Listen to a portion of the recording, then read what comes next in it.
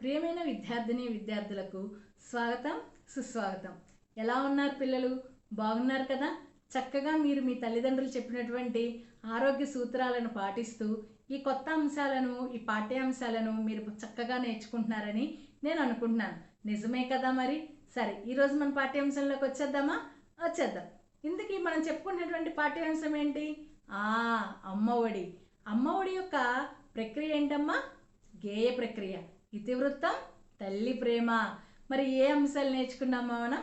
కాదు కదా. అమ్మ ఒడి యొక్క పాఠ్యాంశం యొక్క రచయిత ఎవరు, వారు ఎప్పుడు జన్మించారు, ఎక్కడ జన్మించారు, ఏ జిల్లాలో జన్మించారు అనే అంశాలతో పాటుగా వారు రచించినటువంటి రచనలు ఏంటి, వారి బిరుదేంటి, అలాగే వారు ఏ పురస్కారాన్ని ఎప్పుడు ఎక్కడ పొందారు అనే అంశాలను కూడా మనం నేర్చుకున్నాం. మరి ఇంతే నేర్చుకున్నావా? కాదు కదా. ఇంకా కొన్ని గేయాలను కూడా మనం నేర్చుకున్నాం. ఆ గేయాల్లో ఉన్నటువంటి కఠిన పదాలు చూసాము. ఆ పదాలకు ఉన్నటువంటి అర్థాలను కూడా మనం చక్కగా టెక్స్ట్ బుక్లో రాసుకుని ఉన్నాం. ఈరోజు మనం మిగిలినటువంటి గేయాలను చూద్దాం. మరి ముందుగా మన పాఠ్యాంశంలోకి వచ్చేద్దామా? మరి మీ టెక్స్ట్ బుక్ తీసుకున్నారా? మీ పెన్సిల్, ఎరేజర్ తీసుకున్నారా? సరే చూడండి, ఈరోజు మన పాఠ్యాంశంలోకి వచ్చే ముందుగా మరి ఇంతకుముందు పునశ్చరణ అంతా కూడా మీరు విని ఉన్నారు, అంతా కూడా మీకు అర్థమైపోయింది. ఈరోజు కొత్తగా మనం చెప్పుకున్నటువంటి అంశాల దగ్గర, కఠిన పదాల దగ్గర మీరు అండర్లైన్ చేస్తూ అర్థాలు రాసుకోవాలమ్మ పిల్లలు. సరేనా? సరే చూడండి నాన్న. అమ్మ హృదయ అనురాగము దివ్యము భవ్యము యోగము. అమ్మ హృదయ అనురాగము దివ్యము భవ్యము యోగము. హృది, హృది దగ్గర అండర్లైన్ చేయండి నాన్న. ముందుగా హృది అంటే హృదయం, మనసు. అమ్మ యొక్క హృదయము అనురాగము. అనురాగము అంటే అనంతమైన ప్రేమ కలది. అలాగే దివ్యము, దివ్యము అంటే గొప్పదైన. భవ్యము, భవ్యము అంటే శుభప్రదమైన. యోగము, యోగము అంటే అపూర్వమైన, అలాగే అన్నింటినీ సమకూర్చేది. మరొకసారి చెప్తున్నానమ్మా. హృది, హృది అంటే హృదయం, మనస్సు. అలాగే దివ్యము, దివ్యము అంటే గొప్పదైన. భవ్యము శుభప్రదమైన. అలాగే యోగము అంటే అన్నింటినీ సమకూర్చేది, అపూర్వమైన. మరి అలాగే అనురాగము అంటే అనంతమైన ప్రేమ కలది. అమ్మ యొక్క ప్రేమకి మరి ఒకరి ప్రేమతో ఎక్కడైనా సరిపోల్చవచ్చునా? లేదు కదా. ఇది కేవలం రచయిత యొక్క అభిప్రాయం అమ్మ, కాదు కదా. మీ యొక్క అభిప్రాయము, నా యొక్క అభిప్రాయం కూడా కదా. కాబట్టి అమ్మ హృదయ అనురాగము దివ్యము భవ్యము యోగము. అమ్మ యొక్క ప్రేమ ఎంతో గొప్పది. అమ్మ యొక్క మనసు మొత్తం కూడా మన పట్ల ప్రేమతో నిండిపోయి ఉంటుంది. అది మనకెంతో గొప్పది, శుభప్రదమైనది, అన్నింటినీ సమకూర్చేది. అమ్మ చేసినటువంటి త్యాగాన్ని ఎవరైనా చేస్తున్నారా మన కొరకు? మన మిత్రులు కానీ, బంధువులు కానీ ఎవరైనా చేస్తున్నారా? అమ్మ యొక్క ప్రేమకి ఒక కొలమానమని, ఒక కొలబద్దని ఉన్నదా? లేదు కదా.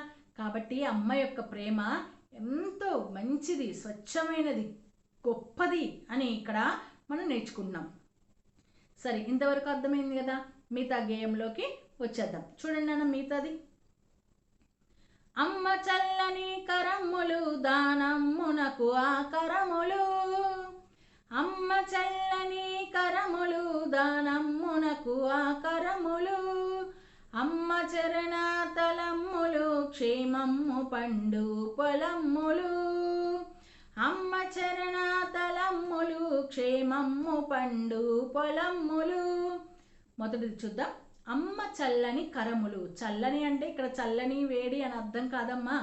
తెలుగులో మనకి ఒక్కొక్క పదానికి చాలా అర్థాలు ఉంటాయి. సందర్భానుచితమైనటువంటి అర్థాన్ని మనం తీసుకోవాలి. ఇక్కడ చల్లని అంటే మేలైన, మంచిది అని అర్థం. మేలైన. కరములు, కరములు అంటే చేతులు. కరములు అంటే చేతులు. దానమ్మునకు, దానమ్ము అంటే ఒకరికి మనము ప్రతిఫలాన్ని ఆశించకుండా ఇచ్చేదాన్ని దానము అంటాం. నా దగ్గర 100 రూపాయలు ఉన్నాయి. నేను ఒక అవసరమైనటువంటి వారికి, నన్ను అడిగినటువంటి వారికి నేను ఒక 10 రూపాయలు ఇస్తాను. ఇప్పుడు నేను ఆ 10 రూపాయలు ఇవ్వడం వల్ల నాకు ఏదో ఫలితం వచ్చేస్తుందో, లాభం వచ్చేస్తుందో అని మనం చేస్తామా? అలా చేసేది దానమేనా? కాదు కదా. అలాగే ఇక్కడ కూడా అమ్మ చల్లని కరములు, చేతులు, దానమ్మునకు ఆకరములు. దానము అంటే దాన ధర్మాలకు, ఆకరములు, ఆకరములు అంటే నిలయాలు. నిలయము అంటే స్థానం, చోటు. ఉండేటటువంటిది, నేర్చుకునేటటువంటిది అని అర్థం అనమాట. అమ్మ చేతులను చూసే అమ్మ చేసేటటువంటి అమ్మ కూడా చూడండి, మన ఇంటి ముందుకి ఎవరైనా సరే భిక్షాం దేహి అంటూ ఎవరైనా వచ్చారనుకోండి, అమ్మ వారిని ఉట్టి చేతులతో పంపుతుందా? లేదు కదా. తన దగ్గర ఉన్నటువంటి ఆహార పదార్థాలు అప్పుడప్పుడు రూపాయో 10 రూపాయలు అలాగే అప్పుడప్పుడు మరి పాత వస్త్రాలు ఇచ్చి వారిని సంతోషంగా పంపుతుంది. ఓహో, ఇలా దానం చేయాలి కాబోలు, వచ్చిన వారిని ఉట్టి చేతులతో మనం పంపించకూడదు కాబోలు అని మనం ఎవరిని చూసి నేర్చుకుంటాం? అమ్మని చూసి, అమ్మ దానం చేసే చేతులను చూసి మనం నేర్చుకుంటాం. అలాగే బిడ్డ తన తల్లిని అనుకరిస్తుంది కదా. బిడ్డ అనుకరించేలాగా కూడా తన తల్లి ప్రవర్తిస్తుంది అన్నమాట. అమ్మ చరణ తలమ్ములు క్షేమమ్ము పండు పొలమ్ములు.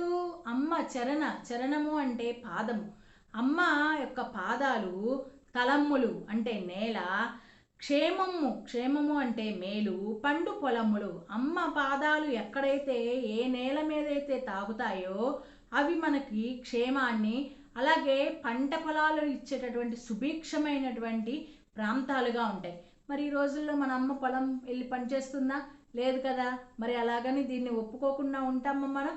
అస్సలు కాదు, ఒప్పుకుంటాం. ఎందుకని? మన అమ్మ ఎక్కడుంటే మనకి అక్కడ క్షేమం, ఎక్కడుంటే అక్కడ మనకి సుభిక్షం, లాభం.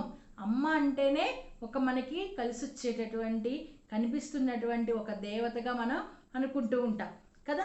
అమ్మ చరణ తలమ్ములు, అమ్మ పాదం, చరణము అంటే పాదము, తలమ్ములు అంటే నేల, క్షేమము అంటే మేలు, పండు పొలములు అంటే పండేటటువంటి పొలములు. ఇక్కడ చూడండి, మళ్ళీ ప్రత్యేకంగా చెప్తున్నారు కవి గారు ఏమని? పండు పొలములు. పండు పొలములు అంటే పండేటటువంటి పొలాలు.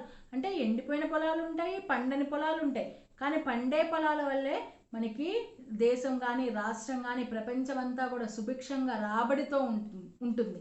అలాగే మన గృహానికి కూడా అమ్మ అన్నది అలాగే సుభిక్షాన్ని ఇస్తుందన్నమాట. ఎంత గొప్ప వర్ణన అండి చూడండి. మరి ఇంతవరకు అర్థమైంది కదమ్మా. అమ్మ చల్లని కరమ్ములు దానమ్మునకు ఆ కరములు, అమ్మ చరణ తలమ్ములు క్షేమమ్ము పండు పొలమ్ములు. చివరిగా మనం చివరి గేయాన్ని చూద్దాం. చూడండమ్మా. అమ్మ కన్నుల కాంతులు లోకమ్మునకు సుఖశాంతులు, అమ్మయే నా సర్వము ధైర్యము బలము గర్వము. అమ్మ కన్నుల కాంతులు లోకమ్మునకు సుఖశాంతులు, అమ్మయే నా సర్వము ధైర్యము బలము గర్వము. అమ్మ కన్నుల కాంతులు, అమ్మ కన్నుల నుండి వచ్చేటటువంటి కాంతి లోకమునకు, లోకము అంటే ఈ ప్రపంచానికి, జగత్తు మొత్తానికి కూడా సుఖశాంతులు. అందుకే మీరు తొందరపడి అమ్మకి కోపాన్ని తెప్పించకండి, సరేనా? ఆ అమ్మ ఎప్పుడైనా కోపంతో మనల్ని చూసినప్పుడు ఇలా కళ్ళు పెద్దవి చూస్తుంది, దాంతోనే మనకి చాలా భయం వేస్తుంది కదా. కానీ అమ్మ కళ్ళ నుండి వచ్చేటటువంటి ఈ యొక్క కాంతులు ఏవైతే ఉన్నాయో అవి లోకానికి సుఖశాంతులు, సుఖాన్ని, సంతోషాన్ని ఇస్తాయన్నమాట. కాబట్టి అమ్మ యొక్క చూపు మనకి మేలు చేసేటటువంటి చూపు, మంచి చేసేటటువంటి చూపు, మనకి మంచి చెడులను తెలియచెప్పేటటువంటి తన యొక్క దివ్య దృష్టితో, లోక జ్ఞానంతో, అనుభవంతో మనకు అన్నీ కూడా అమ్మ మంచి చెప్తుంది.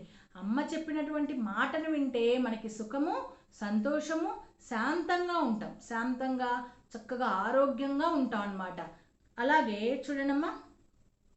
అమ్మయే నా సర్వము ధైర్యము బలము గర్వము.